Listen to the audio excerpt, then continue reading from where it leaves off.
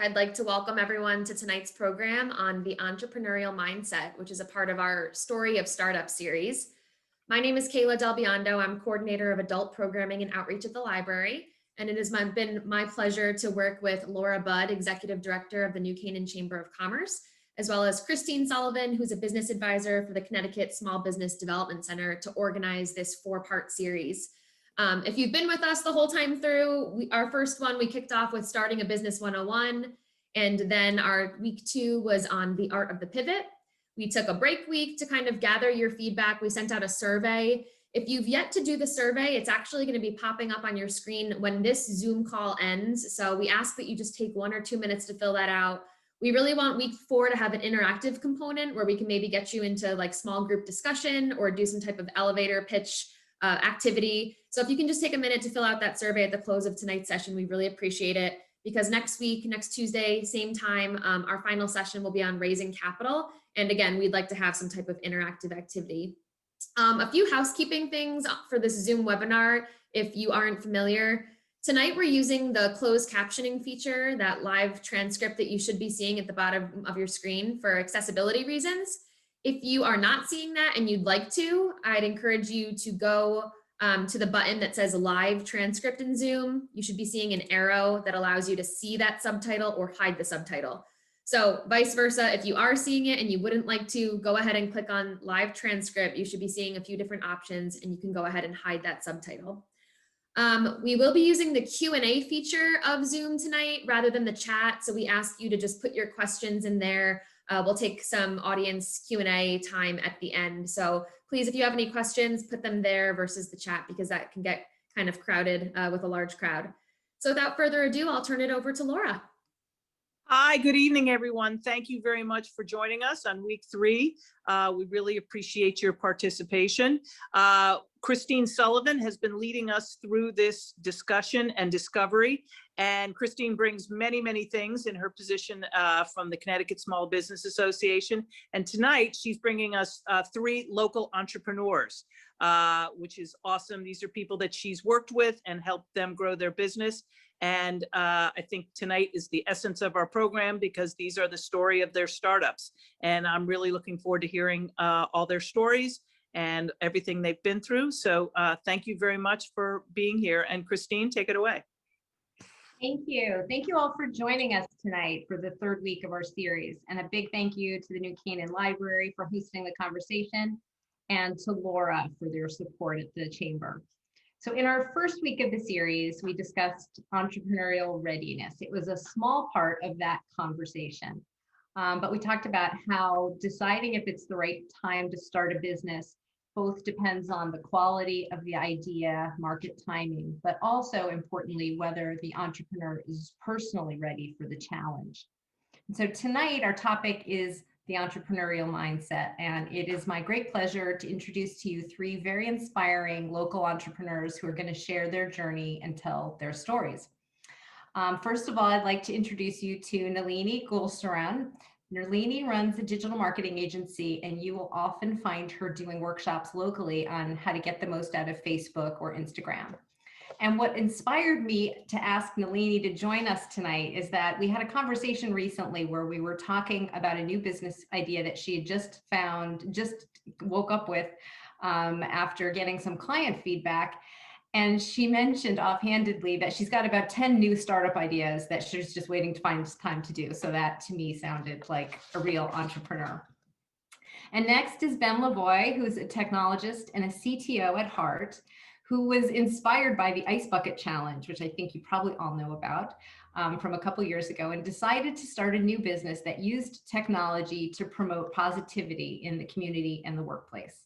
And he'll tell you about his company that's about to launch called Orinda. And then finally, Assia Geller is here to showcase her new venture, the recently launched Worksy. It's an online marketplace for the gig economy that connects small businesses with either permanent or temporary talent. And while most of the world was reeling from COVID, Assia saw this opportunity and launched this business just last November and is getting already a lot of buzz. So the format for this evening is I'm going to introduce, give each of these entrepreneurs 3 to 5 minutes just to introduce themselves and their business. Then we'll start talking through some questions to dive in a little more deeply about their decision process and their journey. And then we'll open it up at the end for the last 10 minutes to hear your questions. So with that, let Nalini get it started. Thank you, Christine, and thank you, Laura and the New Canaan Library for having us. So as Christine mentioned, my name is Nalini Gulsaran. I run a digital marketing agency here in Stamford, Connecticut, and we do everything from social media management to web development to search engine optimization. And in 2021, we're now also doing online forums and online event management as things have changed with the pandemic. My background is a technologist. Much like Ben, I started in the IT world in banking, and I moved on to relationship management, marketing comms. And when we get into more of the discussion later, I'll tell you how I ended up as an entrepreneur. But it's been, we're in year 4, and it's been an interesting few years. So next, Asya. Hi, thank you so much, Christine, and thank you, Laura, and the New Canaan Library as well. I'm so excited to be here. My name's Asya Geller, and we just launched Worksy in November, as Christine mentioned, an online platform that helps small businesses to fill their unique hiring needs, while also simultaneously helping talented professionals find the flexibility and the passion they've been desperately searching for, sometimes outside of the corporate world. I started this whole journey because we saw there was a clear problem that almost 50% of the workforce in the United States is employed by small businesses, and yet there's not a platform uniquely designed to help their needs. They don't always need full-time people. Sometimes they need part-time people. Sometimes they need project managers or consultants to help them, and they'd have to go to many different platforms to fill those gaps. Meanwhile, we want to create one-stop shop for them to be able to go. Simultaneously, my own experience in the corporate world as a mother and someone who wanted to have an ambitious career and just feeling burnt out and feeling like a cog in the wheel, working nonstop, and yet feeling like my job might not have been as impactful or meaningful as I'd hoped it to be. There are all those people out there who are looking for these more passionate, gritty, meaningful experiences. And we just saw a synergy there. We felt that combining these two groups could really be part of the revolution in the workforce that is really much needed in our country today. And we have launched to we want to work with both of these groups to truly make a difference and create better options and create more flexibility. So that's Worksy. Thank you. And last, Ben. Okay, thank you, Christine. Thank you also to the New Canaan Library. And it's wonderful to be with you guys this evening. You know, my journey was through corporate, right? And so I worked mostly in the corporate for the first 12 years of my career experience. And what came to me was just in the corporation, people are really valued for what they do, but not necessarily for who they are. And so I saw firsthand that as people, we have all these emotions, all these things we want to do with, you know, impact and connecting to purpose. And we spend 2/3 of our adult life at work. And oftentimes there's this disconnect when we go to work and we kind of like, you know, that's our, you know, we get time, trade time for money, so to speak. And then we try to find other ways to connect the purpose and emotion outside of work. And so really what Daily Arenda is about is it's a movement where we work with teams within organizations to transform the teams. And we use these best in class technologies for content. We basically work with the teams in a very condensed format. So 30-minute immersion type calls. We help teams transform mindsets, build meaningful connections. So instead of teams executing together, they're growing together, meaningfully connecting. And what happens is you start with a team of leaders. We've done this now at PBH, we're working now with Hershey's. And then those leaders go to their teams and they start transforming.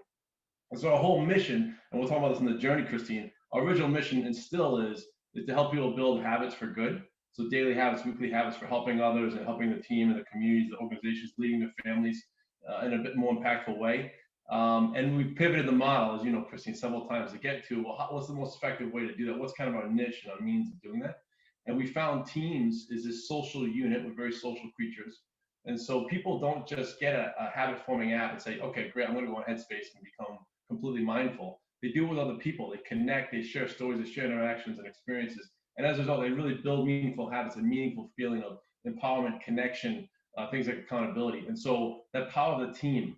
And so that's really what we try to do is build winning teams, winning habits with teams within organizations to help those organizations transform. That's great. Thank you very much. So I'm going to start with some questions. And for this one, I'm going to start with Nalini, but then give everybody a chance to answer. I'm wondering about that moment where you decided to become an entrepreneur. Like, do you remember that moment and what you were feeling and thinking? So becoming an entrepreneur kind of landed in my lap per se. So like Ben, from college, I went right into the corporate world and was quite happy in the corporate world. I was chasing the C-suite. I was advancing in my career, but things changed in an organization and I was let go with a bunch of other people at a time. And the people in my life were like, why don't you start this business? They saw it long before. I was volunteering with my local chiropractor and other, local organizations. I was new to Stanford. It was kind of a way to, one, try to meet people, make friends, but also I just like teaching people things. It was like, how do you use Instagram? I'm like, well, let me show you. And like, what's a hashtag mean? And becoming a technical person and communicating it in layman's terms has always been part of my career and what I've done. And so when I lost my job, everyone was like, well, you start this business now, because I was not going to quit my full-time job to do this. So I started by taking a business course at the WBDC about business planning and figuring out, is this business viable? Can I do it? Same time, I was also applying to full-time jobs because I'm like, I need to go back to work. About 6 months in, I landed my very first client, and actually technically my second client, but it was my first recurring client. And I was in month 7 going, all right, you're about to run out of savings now. What are you going to do? Are you going back to work, or are you pursuing this journey? And I remember saying to myself, you know what? I don't want to go back to corporate. I actually really enjoy this business. I really enjoy helping people. I can do this. The very next month, I got 7 new clients. They were all in the pipeline. They all came through. And it's been just kind of a continuous journey since. But I can distinctly remember that day saying to myself, what are we doing? You have to pick one of these, because half in, half out isn't working anymore. That's great. Thank you. How about you, Ben? Okay, so I remember, so Nalini also started in corporate, but when I turned about 30, it's funny enough, so I'm 37 now, I think it started a bit of seeking for me. So it was a feeling of, okay, I've kind of climbed a little bit of the ladder, and I've gotten some momentum in the career side, and it just felt a bit emptying. And I was like, well, I thought this would be it. If I arrived, director or VP level, that like everything would be great. And so that was a bit of a disillusion, kind of self-seeking phase. And so I felt like there was more, but I didn't know what it was. And so I set out on, I did retreats. It's funny. I sat for years trying to figure out what that was. And only when I decided to leave my corporate job, it's really interesting, actually. When I decided to close that door, the same week, I kid you not, and I'd gone on retreats with Tony Robbins, like, how do I get clarity in this? Because I know that it's not a corporate job, it's something else. It's helping others, it's service oriented, but I couldn't get clarity on it. I decided to leave the job in August, and that same week, it just basically came to me. I was like, this is the vision and the mission. Now the model has evolved, as you know, Christine, but it kind of came to me, and then it became, okay, what are the steps I need to take to do this? So for me, it was just, there's a concept of really closing the door, which requires a lot of courage. So I finally had worked up the courage to say, okay, I can see where this would be if I'm 65 and never decide to take that leap. And I saw it time and time again. People would retire from it was Budweiser at the time, and they would just feel unfulfilled and just like, I put all this time into this job and just like, I'm gone, and like someone just comes in right behind me. It's like I was never here. I was like, I feel like there's something more meaningful. And so I set out to search it. But I think closing that door is what really started that answer for me, Christine. That's great. And Asya? Funny.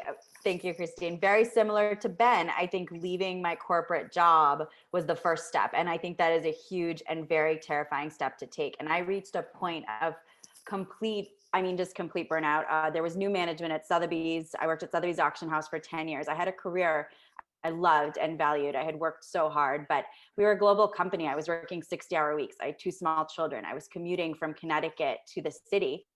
And while the management's mission was similar to mine, it felt worth it because I felt like I was making a difference, and I loved the art world. And then when the management changed and they became a bit more revenue bottom line focused, which is great, all companies need to do that, but I worked in business development and long-term strategy, and I just felt like a cog in the wheel. I felt like I was banging my head against the wall. I was trying to get things done and I wasn't being heard. And I went in one day, and actually I had a fever when I went in, which is funny now that it's COVID. That sounds like terrible, like you would never do that. But at that point in a corporate job, you can stand up, you went to work and you showed up to go to the meeting.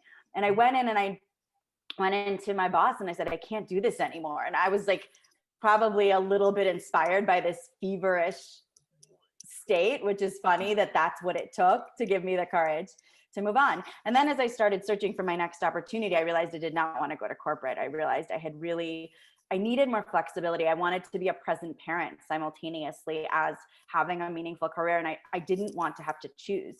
And I found again, like that I was really being drawn to small businesses and working for them and helping them because I felt you could really make a difference in the short time you were there. And as I was doing that, I didn't intend to be an entrepreneur, but I couldn't find easily what I was looking for through many different channels. And I said, you know what, maybe we should create this. And I called my then business partner, this was February, and I said, we should do this. This just feels like there's something there. And then COVID happened. And so it's like a fever, the lack of a platform to give me what I wanted, and then COVID. It took 3 of these massive steps to throw me into entrepreneurship, because my business partner called me at some point, a few months into COVID, and she said, if we're ever going to do this, this is the moment. We're trapped in our houses. Like, we might as well give this a try. And it's the best decision I've ever made, because I have learned and grown more since we started this in June than I probably had in the last 3 years of my corporate career, where I was just kind of going through the motions. And as Ben mentioned, Ben, we should talk offline. We seem to have a lot of similar experiences, but just working for that corporate title. I'd gotten VP. I was working to make SVP. I was trying to hit these milestones that I defined as success that aren't really success in reality when you're not happy and sacrificing some of your personal life. So it was a very kind of, I believe there's, and timing a lot. And I believe that certain timing and certain incidences all came together to propel me into entrepreneurship. Those are great stories. Thank you. I'm going to start this one with Ben. Do you think entrepreneurs were born or made? Can you learn to do this? Yeah, that's a good question. So I think for me, it's more on the made side. And what I mean by that is I think everyone can become an entrepreneur. I think actually the whole concept of made in the image, I think we're all gifted, so to speak, with the ability to create. And just look around. I mean, I'm looking around, every book in this bookshelf, someone started with an idea and then they created and they wrote it. And I think we all have the ability to do that. And it could be anything. It could be something physical, mechanical, it could be electronic, it could be technology, it could be a book. But I think it's the mindset piece. So I think the answer is made, but made implies it's happening to you. So I don't know if it's made so much as chosen, I think is a better word. I think we choose to be entrepreneurs. And what I mean by that is it's like we talked about just now. I think you choose to say, I'm going to embrace the uncertainty. I'm going to embrace the financial uncertainty is a scary thing, as you guys said, right? I'm going to basically choose to, because it's oftentimes, you hear this in like Gary Vee and these guys talk, like pain is a big motivator, believe it or not. Like a fear of, there's another fear, there's a bigger fear. So my fear in my case was, if I stay in this role, I'm going to live a life that is not meaningful. And that fear truthfully haunted me. And the more it haunted me, the more it drove me to seek. And so the more I saw, I was like, I got to do something else, because I know exactly where this road ends and it's not where I want it to end. And so I sought out, what is this other thing? But it requires choices. And so I think for me, it would be chosen, to answer your question. Good answer. Asya? I believe strongly that it's made as well, and that is of your own making. I mean, inherently, if I look at myself, I am someone who, based on my personality, would really love the corporate structure. I'm someone who's very organized and neat, and I like to check off boxes. And this has challenged me in more ways than I ever anticipated. And I think it's made because you have to keep pushing yourself every day, and you have to maintain the confidence and the vision to keep going, because nothing is certain about it. And you have new things thrown at you every day, and you're all of a sudden, you don't have that, that pillar of support that you would in another job. It's all you. Everything you put in is directly what comes out of it. So I think plenty of people are born with an entrepreneurial spirit and want it. And I think you have to do it, and you have to keep pushing yourself, and you have to continue on that journey. And I don't think that is something that you are inherently born with. I think that's hard work. Great. Nalini? I definitely have to agree. It's we are all born with the spirit that we can do it, and we have a lot of ambition. And I know lots of people in my life, I'm sure we all do, that have lots of ambitious ideas like this can be done, but do they have the determination and the perseverance to see it through? To, you know, like when you first start the business and you're bootstrapping and you're thinking about all the sacrifices you have to make, whether it's financial, family, or otherwise. I mean, I'm at a point of the business where it's growing, but I'm still working 7 days a week. But those are choices. To Ben's point, I can choose to say, you know what, I'm only doing 9 to 5, but then what, right? So it's, you know, and all these ideas that I wake up with in the morning that I'm like, I should do this, but figuring out when again, it's like I'm choosing not to take those on because I'm growing this one business, right? Because there's also a part of pivoting too much, right? You know, it's like you have this idea and you drop the one that you have because you have a new bright, shiny object. And so staying determined, even when it feels mundane and drudgery, because we all go through that. Today it's great. Tomorrow it's like this again. And then the next day it's great. So it's just staying focused the whole time. Yeah, thank you. Interesting. So Ossi, I'm going to start with you on this one. So it takes different iterations and pivots along the way before you land with your idea. And I'm wondering if that's been your experience over the past year, or how the worksheet that we see when we look on your website is different than your original vision in any way. So I think we've been very comfortable with the idea since we started that we're going to continue to pivot and grow and really try to learn from our members and try to hear what the small businesses are saying. And I think we're so early on that we will see many more pivots. But I would say a major pivot early on is that, again, we're a woman-founded business. My business partner, Talia Friedman, and I are both mothers. We have, 5 children under 6 between the two of us. So at the beginning, we really wanted to make it a women-focused business and all about women. And then and it was still going to be small businesses and women. And then we decided to pivot to more focusing on the small businesses, because we also felt with everything going on in the world this year, it opened our eyes to just being inclusive and, propelling forward all kinds of, like, it's not just women who have these issues, it could be anyone. So women have been disproportionately affected in lots of ways, and we're still champions of that very much. But I think that changed from just focusing on moms and women to focusing more on small businesses and everyone was our first big pivot. But I see many more in our future. As Nalini said, not too many, hopefully, because you do want to also stay focused and determined, but we're very open to kind of the feedback and the change going forward. No, that's great.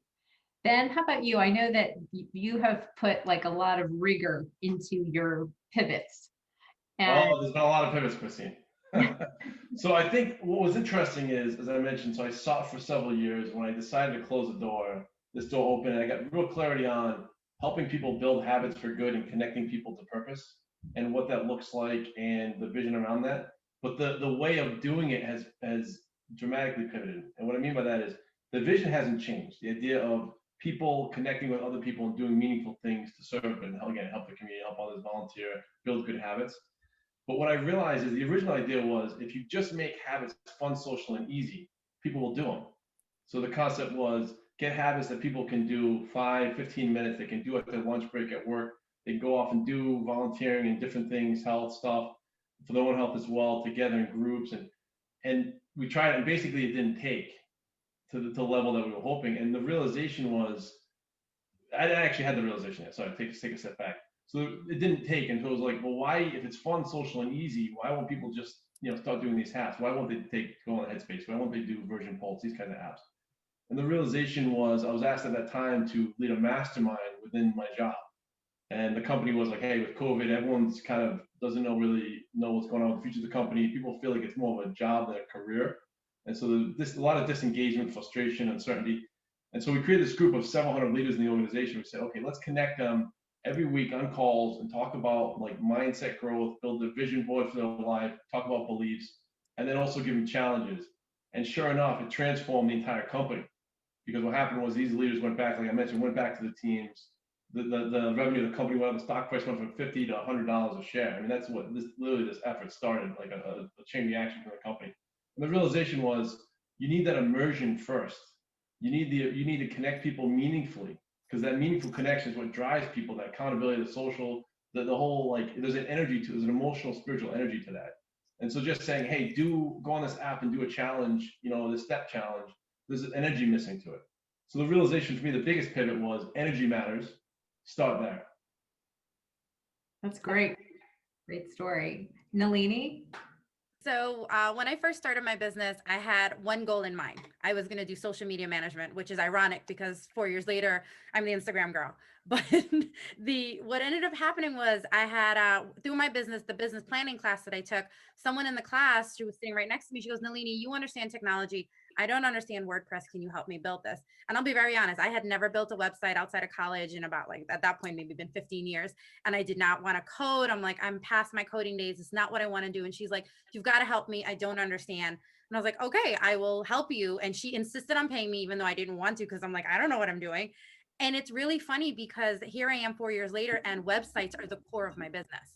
So I started off with social media, and social media has become not the smaller part, but it's not as big as the web work and the search engine optimization has. And that's because I leaned into my technology roots. And as I built relationships with my clients, they would just go, Nalini, you understand technology. Can you help me figure this out? Can you help me figure that out? And as I helped my clients solve this, this whole Eventbrite, event management and online forms was nowhere on my radar last year. I mean, I knew how to do it. I knew Google Forms. I was like, yeah, that's fine. And then I had a client come last year and they needed HIPAA compliant forms as part of their web rebuild, as part of the phase 1 reopening. And one of my current clients came, he goes, you can do this, figure out jot forms, teach them, do it. And here I am now offering these new services. So what I've been doing is being adaptable. So as Asia said, keeping the core of the business true, right? Helping small businesses and nonprofits, but doing it in a way that's sustainable for them and sustainable for my business and continuing to grow. I'm keeping my mind open because I'm sure there's going to be other problems to solve, and there'll probably end up being new arms of the business as we continue to do that. Yeah. I love that. And I love that how brave you are to be saying, because usually for people to really be an expert enough to charge others for their services, you probably would have wanted to have done that before. And you just keep trudging down a new path, having the confidence that you can learn this better than anybody. And that's now a new arm of your business, which is terrific. I am going to shift gears a little bit and start with you, Nalini. Is there anything that you had wished you had known before you made the decision to go out on your own? I wish that I had the confidence to believe in myself, because I went into this with so much doubt and so much fear. As I mentioned, entrepreneurship landed in my lap. As far as I knew, I was like, I don't know anything about managing a business, a P&L, staffing. I scared myself out of so much more at the beginning of the business, right? And I mean, like I said, I even tried to scare myself out of doing the web work. If that friend didn't insist that I do the web work, that would not be the core. That's how I survived the pandemic. Social media dried up because businesses weren't advertising because they weren't making money because people couldn't come in. Websites became how I survived the pandemic. And so I wish if I could go back and tell myself 4 years ago was believe in yourself some more and believe in what your supporting community. I had the people in my life every day saying, you can do this. Every time I doubted myself, somebody was in my ear saying, don't doubt yourself. You can do this. And that's my advice to myself and anybody who's trying to go down this path is you are more capable than you realize you are. Thank you. Asia? I would say 2 things. One, be comfortable in gray area, again, which might be personal to me, but you're not going to know all the answers. There is not a right answer. Many people will have many different opinions. There are many different roads you can go down, and you just have to test and see and make your own decisions and then be confident with them, but also be comfortable saying, oh, that wasn't right. I'm going to try something else, especially at the beginning. I'm kind of a forever student. I loved high school. I loved college. I went to law school and I took the bar. And so for me, it's been kind of fun learning all these new things, but also, very uncomfortable not knowing all of this, very similar to your experience, Nalini, that, at the beginning, there might be things you're not good at. And the second point to that is learning to outsource. You might not be able to hire people right away to help you, but use your networks, use incredible organizations like Christine and the Connecticut Small Business Development Council to, Christine and I had a conversation the other day where I was like, we really need help with our pitch deck and forming our financial model. And she was incredible at showing it to me. And there are lots of ways to get this help, even if you can't afford to hire people right away. Your friends, we've had friends One of my close friends is, is excellent at PR, and she's just given us fabulous advice that's landed us great PR opportunities just because she's a longtime friend. So know what your limitations are, and don't be afraid to ask for help from people that love and support you and want to see you succeed. Oh, that's great. Ben. Yeah, some great advice. So Nalini and Asia, thank you so much for that. I think for me, I heard this quote from Ed and I Latin once, that entrepreneurship is the biggest, most intense crucible for self-development.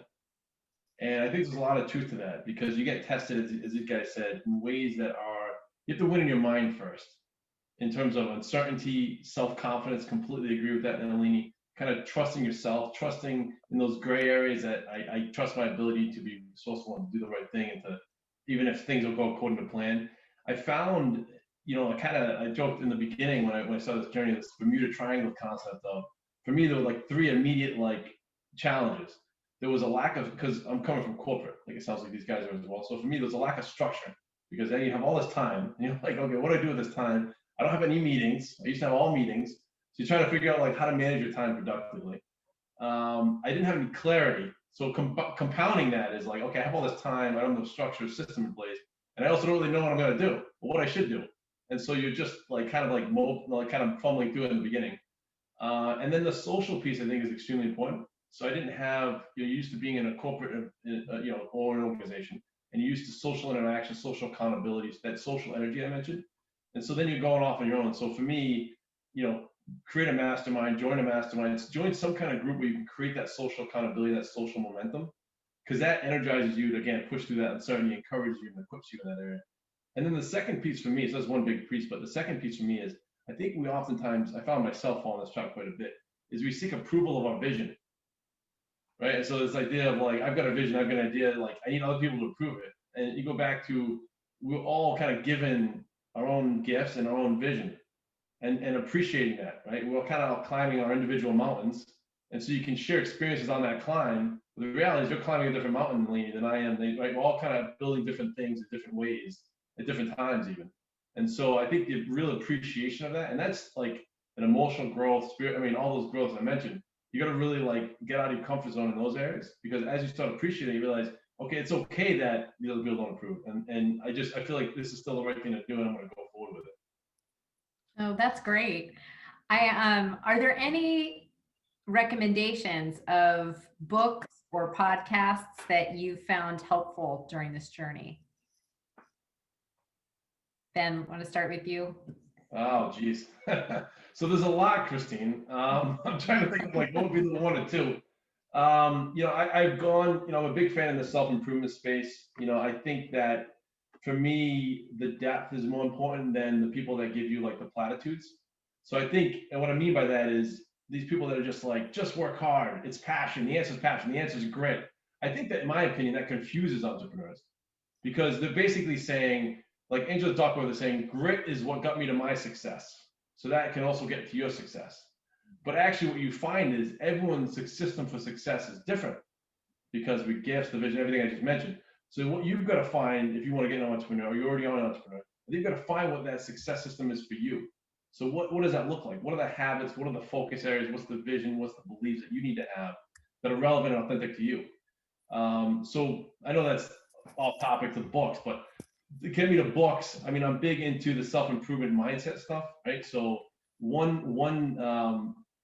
for the faint of heart. So Tony Wow, we talk about Grant, I got Brendan Bouchard, these kinds of books. One book that's not for the faint of heart is called Claim Your Power by Master Kip. And so this is an extremely powerful book that really gets in 40 days, and he's deliberate about why he does it in 40 days. It gets you to what are your limiting beliefs, and he helps you break them. Because what you find is underneath this feeling of I feel uncertain, I don't want to take that uncertain step, so I'm just going to kind of sit here today and just check email.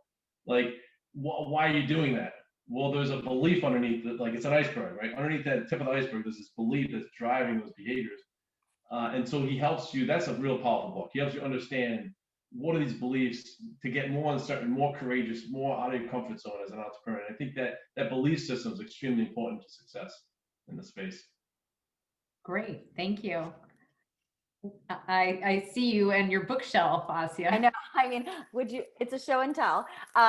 So we read The Lean Startup was super helpful just to get started. I mean, it just was inspiring and it kind of answers some of those questions of where do I even start?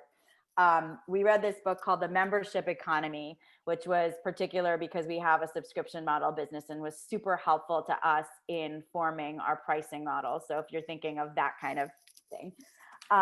And this book was the inspiration behind our branding. So Ingrid Fatel-Lee, I had the pleasure of going to the Aspen Ideas Festival in 2 summers ago with my former job, Sotheby's. And I saw her speak, and she has this whole theory, and this book is all about how it's funny, a lot of people think about like happiness and do I need to make a big change? Do I need to become an entrepreneur to be happy? Or do I need to leave my job? Do I need a new relationship?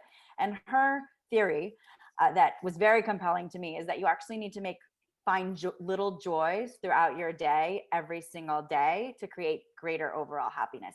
And this became the inspiration for our branding for Worksy, because we found a lot of the job platforms are super kind of drab and, blue and white and corporate looking.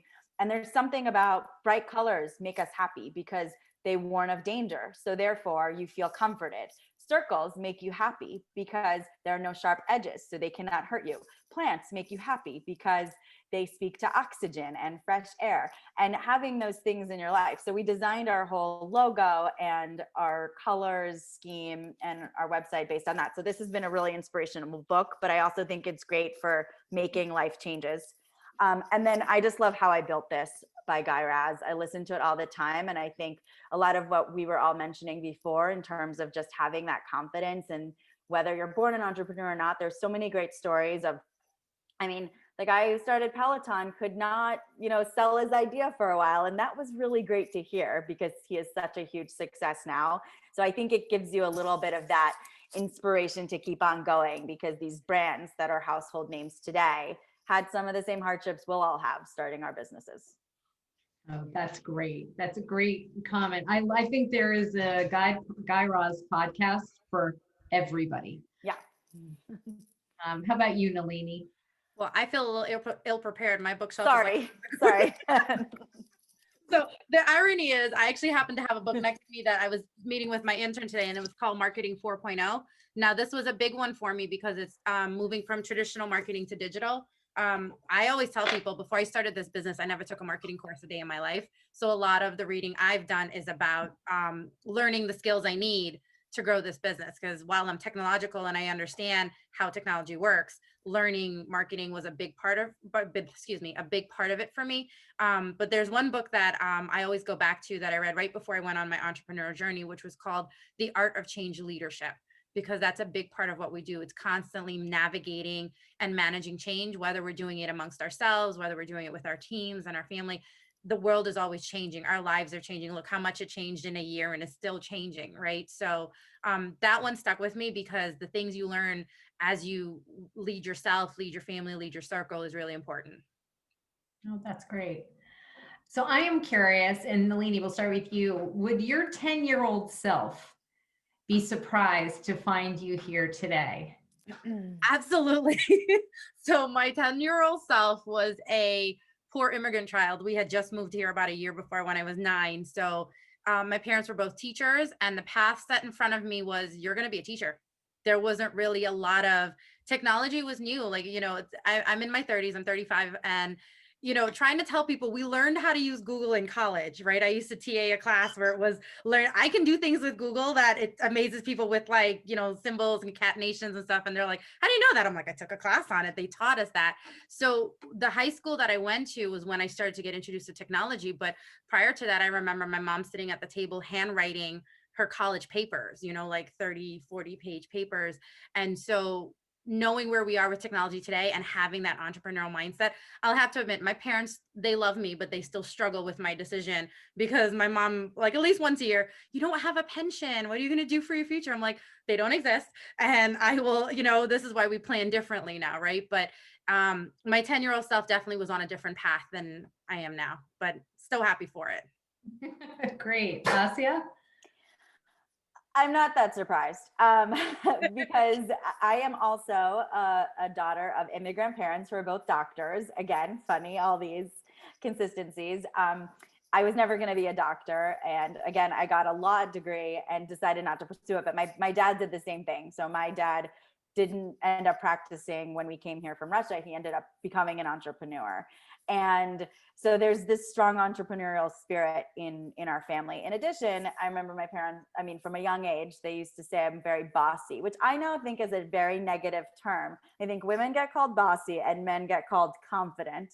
But, you know, even at a young age, I had like my own store in our house and I was trying to get everyone in the family to purchase it. So I'm not really surprised, but as I said before, it took a lot to take that leap because it took getting out of my comfort zone of being in a very structured environment. So in some ways, I think my 10-year-old self knew what was best for me when you don't have those fears and you don't have those anxieties and you are very confident and think you can do anything. So I think we should probably all believe in our 10-year-old selves a little bit more. It probably would have gotten me to the entrepreneurial path a few years earlier. That's great. How about you, Ben? Those are wonderful stories, guys. I actually want to be a paleontologist, Christine. So I have a dinosaur collection. So I am not studying dinosaurs at all. I don't know what happened there. I was actually funny, Nalini, you talking about the parents piece. I mean, my parents, so my dad was a machinist, my mom was a secretary. And so my dad had a lot of like job insecurity when he was younger. So the first job I had was I was in an ice cream factory and I was literally putting 3-gallon tubs of ice cream in a freezer. I was wearing this Eskimo outfit. And he was like, if you got a steady job, you need to keep it. That's what he would tell me.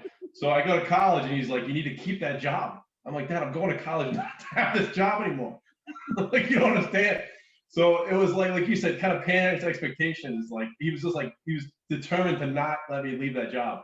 And obviously I did. I did an internship at Pfizer during my school and then, you know, got a job in corporate. But it was just funny how he was like, that was a big like stretch for him out of his comfort zone. Mm-hmm. That's great.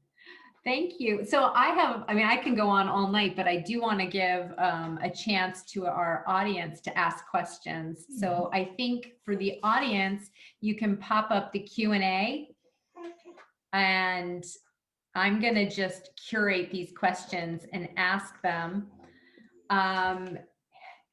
Here's from Mary. What role, if any, did role models play in your decision?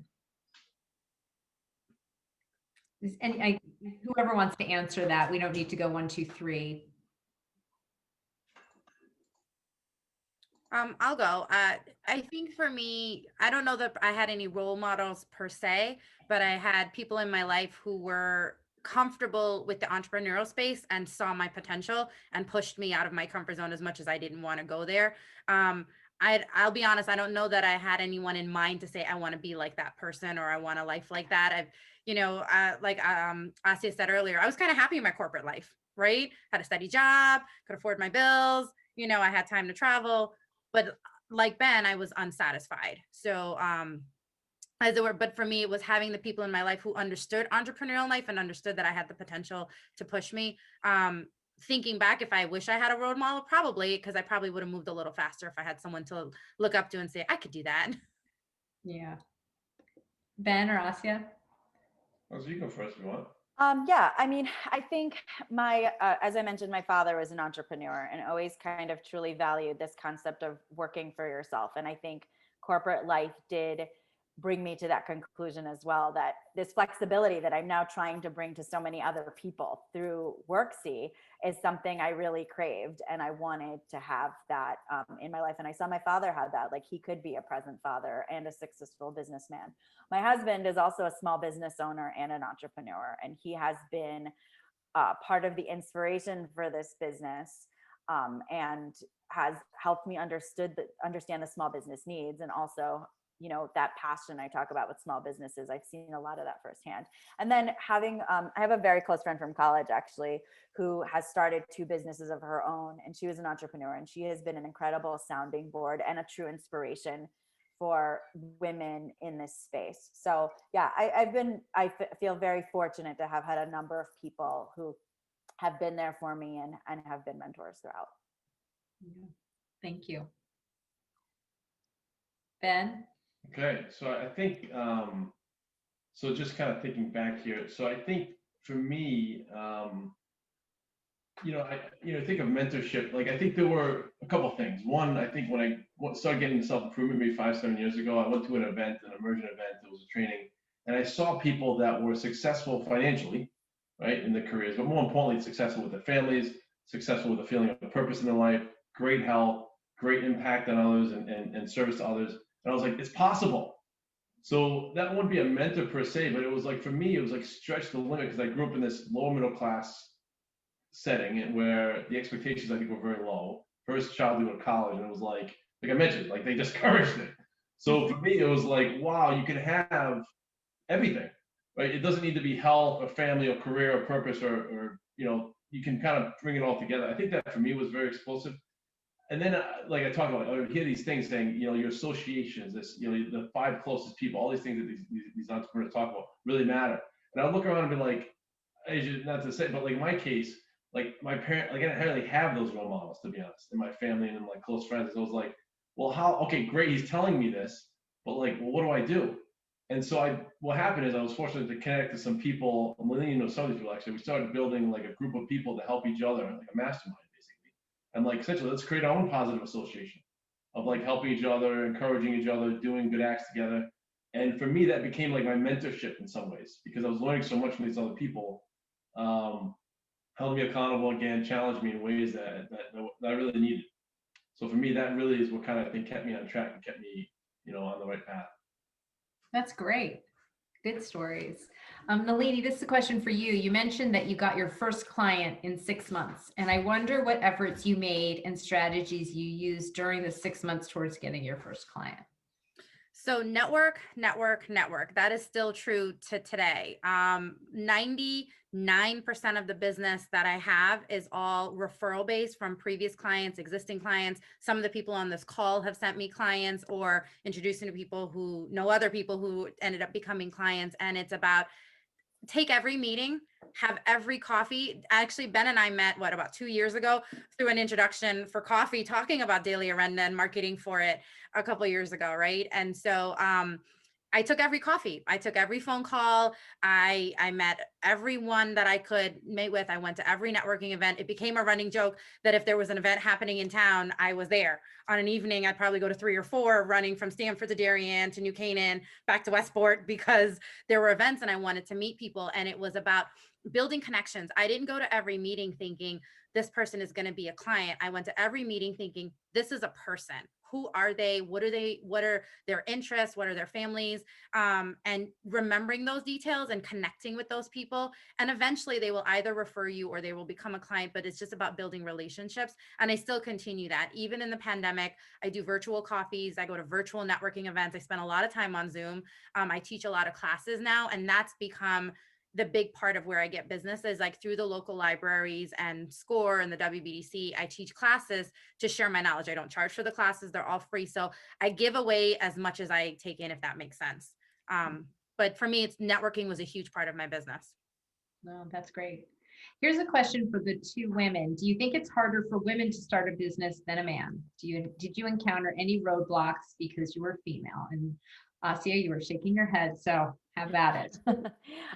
It's funny, Christine, this was a conversation we had that was super inspiring to me, where I came to Christine and I said, we want to go out and we want to start our first our first round of fundraising because we feel like we've gotten good traction and proof of concept, and we need funding to take our business to the next level. I said, but I don't know if the idea is 100% baked and we have more work to do. And Christine gave me this super inspiring story about how there's all these statistics about how women are just less likely to go out and pitch and get the funding.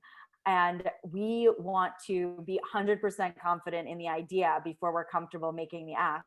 And then I also simultaneously, trying to learn a lot about the job market, learned that women look at a job description, and if they don't fill at least 90 to 100% of the qualifications they're asking for, they won't apply. Whereas a man, typically in this study, it said only like if there's like 60% they filled, they'll apply very confidently. So I think and you know, I think there's two things. There's an inherent like difference in our culture and how we've been, you know, nurture versus nature. I don't know which one it is, how we've been raised, how we've been taught. And by the way, I went to like a wonderful all girls school that was very progressive about female rights. And I think of myself as quite a confident, outspoken person, and yet still feel myself more hesitant, just inherently by nature.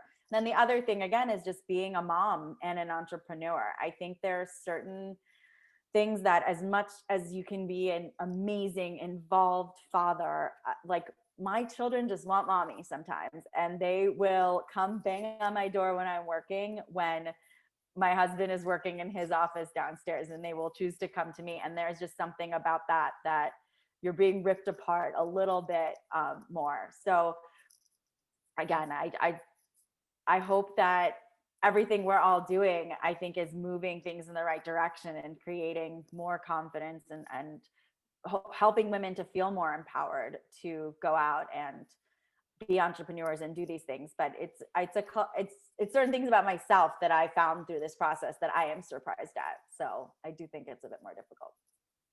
Great. Nalini? I second everything Asia said. It's so true. I think it's just, it's part of our nature and how we've been nurtured, right? The expectations of us in life are a little different than men. It depends, regardless of your culture, right? Women expect to fill certain roles and versus others. But I think it affects our confidence when it comes to like stepping out of the comfort zone. Christine, and it's funny, this is the Christine story. Like January, I called her, the WCBDC had this match grant. I've had this idea for something that I've wanted to do for probably it came up during the pandemic. And I called Christine going, do you think I should do this? And she's like, you should absolutely do this. It wasn't even a question, but I was so afraid. I was like, I don't know. It's not the right time. It's not the right thing. And, you know, with her encouragement, I pushed through it and I put in my application. Hopefully you guys will hear in a few months if I got it. But it's the fact that I had to go to someone like Christine and say, like, do you think I could do this? I mean, not to put Ben on the spot, but Ben might have just been like, I can do this, you know? Nobody wants to put Ben on the spot. I think this is an important question to answer. Well, I want to thank you all for going deep and sharing these great stories that I have really enjoyed. I want to do once more around and give you each an opportunity to make an ask of the community. We will post your websites along. I think Kayla can send that out by way of follow-up so people can find you. But, you know, starting with Nalini, if you just want to share kind of how the public could be helpful to you at this point would be great. Thanks, Christine. And just quick thank you to everyone for coming tonight. Thank you to all our panelists. Great conversations. Look up Edge Space Marketing. Check out our upcoming classes. We do teach classes in the community. It's still a big part of what I want to continue doing. So if your local library or organization is looking for a class or a workshop, they're all listed on the website in terms of ones we teach. Happy to teach them. And then also check out ones. We've got a couple more coming up in the next 2 months. Asia. Join Worksy, try it out. No, I'm kidding. But yes, we're offering actually a 6-month membership code. So we'd love for you to join. We're really trying to get many more talented professionals and many more incredible small business on the platform. And we're just gearing up. And I think the more people we have, the more we can all kind of, we can match people to the best of our ability. But also just spread the word, and you know, we're welcome to any ideas and feedback. We really want to be part of this revolution to make the workforce a better place. So email us, reach out. We're growing and pivoting, and looking forward to hearing from you. Thank you. Ben? Okay, so the website is dailyagenda.com, and so my ask would be, if you guys know of any teams that feel like, especially in the time of COVID, and organizations that you work with, partner with, or you're part of, that feel like maybe they're languishing, maybe the engagement's a bit low, maybe they feel like they're stalled, and they feel like they're kind of burnt out and hitting walls. What we do is this immersive, again, experience where we help build better habits with teams, and then those teams leaders go back to their teams, and it just becomes a cascade effect across organizations. And what's cool about it is we just had a call today with Hershey's. We're going to be working with some plants in Malaysia. And it just shows this stuff is cross-cultural, it's cross-industry. We're humans. And so connecting about growth, connecting about impacting others is something that connects us as humans. And so really it applies to any organization that you guys feel like there's teams maybe that you're aware of that feel like they could benefit from something in that space. We'd love to help. Thank you. Well, thank you everybody for joining. And Kayla, I think you're going to do a sign off for us. Thank you so much. I think I'm ready to watch Shark Tank the rest of the night. I'm just kidding. But it was really great to hear from all of you. Christine, great job moderating the Q&A. And thank you to our audience for asking some questions at the end. It seems like everyone was engaged. And I just want to encourage everybody, you will be getting a follow-up email I can send out everyone who was on tonight's websites and contact information, but please fill out that survey because we'd love to make that last session about you all who've been following along week after week. So thank you, everyone. And I hope everyone has a good night.